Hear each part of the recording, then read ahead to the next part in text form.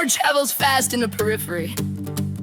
They started calling us the Ghost Company because we'd appear out of the nebula, hit a Duke's depot, and vanish before the smoke cleared.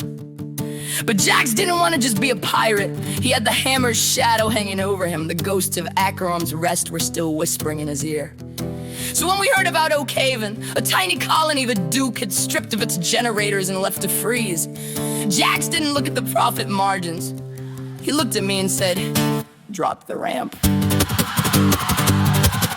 Oakhaven was dying in a winter of stone, left by the Commonwealth to perish alone. The Duke had taken their power, he'd taken their grain, leaving them nothing but hunger and pain. We dropped through the atmosphere, jagged and black, in a ship that was carrying the universe back. The people they hid, they expected the fire. They saw 80 tons of metal and a pilot for hire. But Jack stepped the Stalker down into the square, and he didn't raise a weapon into the air. He just knelt that old monster down in the snow and let the heat of the reactor begin to glow.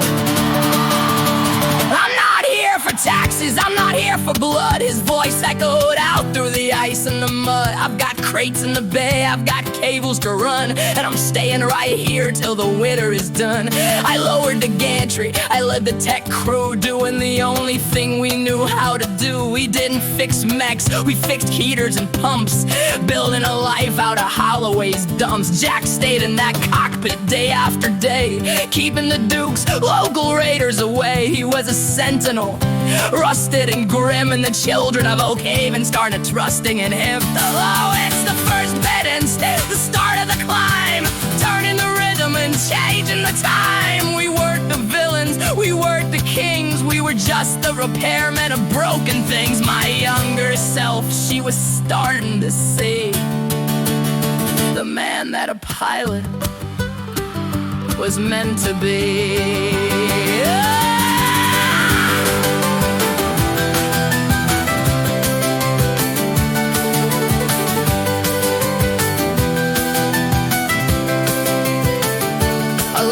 The Duke's men came over the hill, looking to do what the winter couldn't kill.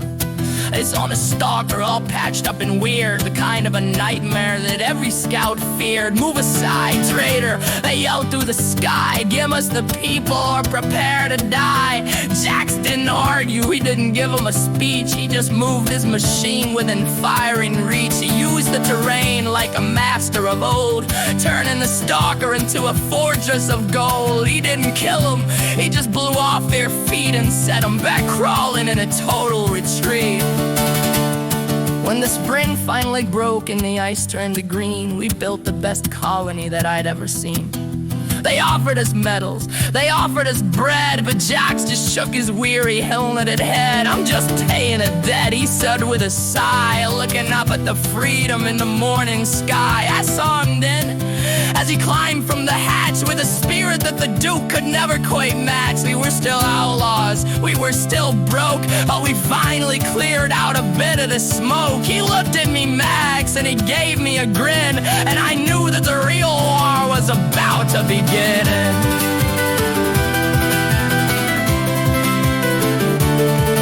Oakhaven didn't give us sea bills,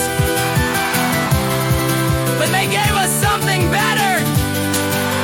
They gave us a reason. Jax realized he didn't need a Duke to tell him where to walk. He had a map of his own now, written in the lives he saved instead of the ones he took.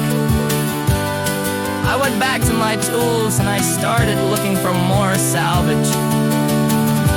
If Jax was gonna be a guardian, I was gonna make sure he had the biggest, meanest shield in the galaxy. We were just getting started.